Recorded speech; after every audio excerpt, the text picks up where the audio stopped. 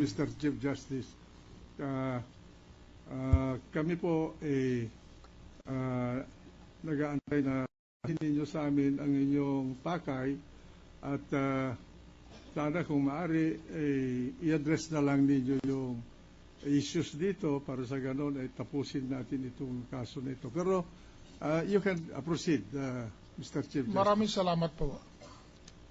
Dahil ito pong aking sinasabi ngayon ay pinatutungkol ko, gaya nga ng nasabi ko, hindi lamang dito sa impeachment court, sa kagalang-galang na impeachment court na ito, kundi sa buong sambayan ng Pilipino na pinangakuan ko na ako'y magpapaliwanag.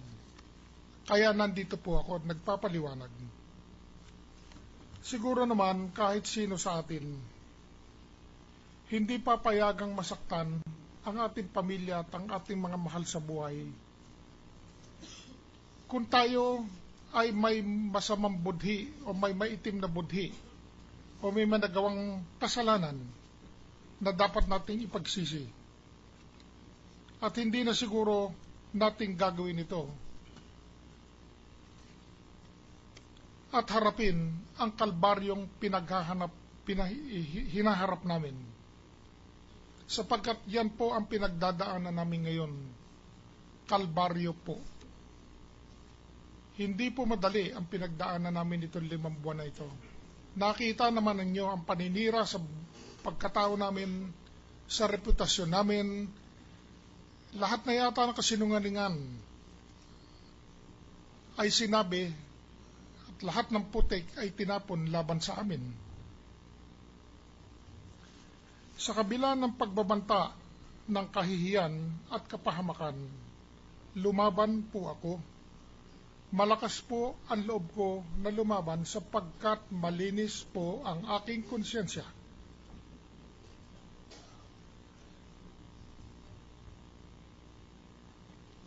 Iisa lang po ang paliwanag diyan.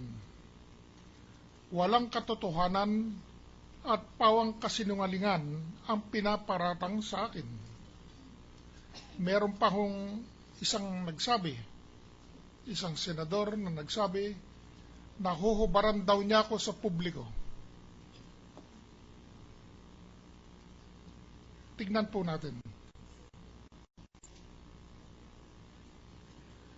Napakadali sana takasan nitong problema at kalbaryong ito. Marami na nga rin sabi sa akin, bakit ka ba lumalaban? You cannot fight Malacanang. Magbitaw ka na lang sa tungkulin. Magiging tahimik na ang buhay mo.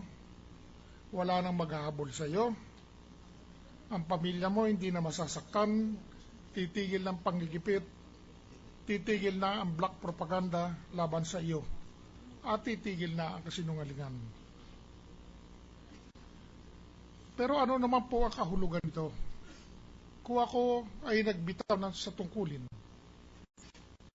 ang nangangahulugan mo noon ay parang umasa ko sa laban at parang nanalo na lang yung kabila na without having to prove anything.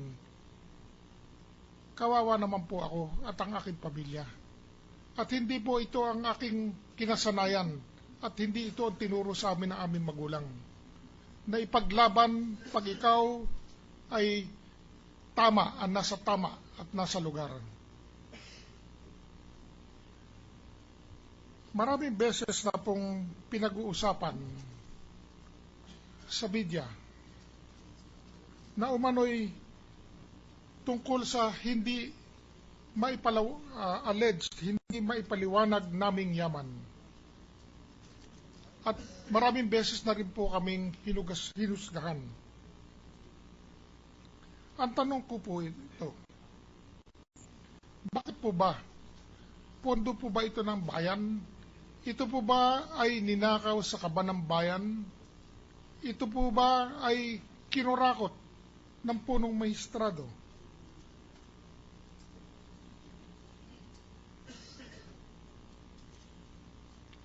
Iisa ho ang sagot diyan. Hindi po. At uulitin ko, hindi po. Lahat po ng aming ari-arian ay pinaghirapan sa malinis na paraan at wala naman pong naisiwalat o naibintang sa akin na ginawa kong katiwalian. Wala po. Lahat po ng aming naipundar ay nanggaling sa pagsisikap, paghihirap ng maraming taon, maraming dekadang pagtatrabaho ng malinis at maayos. Bago po ako nagsilbi sa gobyerno, ako po ay isang matagumpay na abogado na ng maraming taon. Hindi naman po katulad ng pinalalabas ng prosecution na ako'y kung sino lamang patigyan na biglang yumaman nung ako'y pumasok sa gobyerno. At ito po ay sinasabi ko sa inyo, nagkakamali po kayo.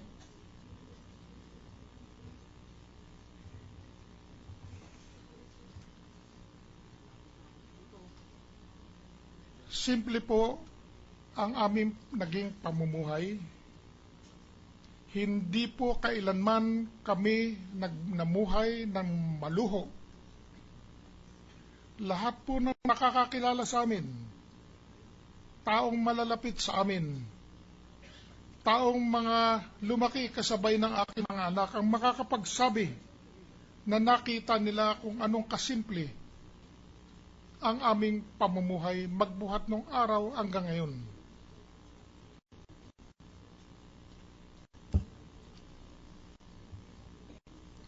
Nilabag na lahat, tila linabag na ho ang lahat ng batas para hanapan ako ng kasalanan.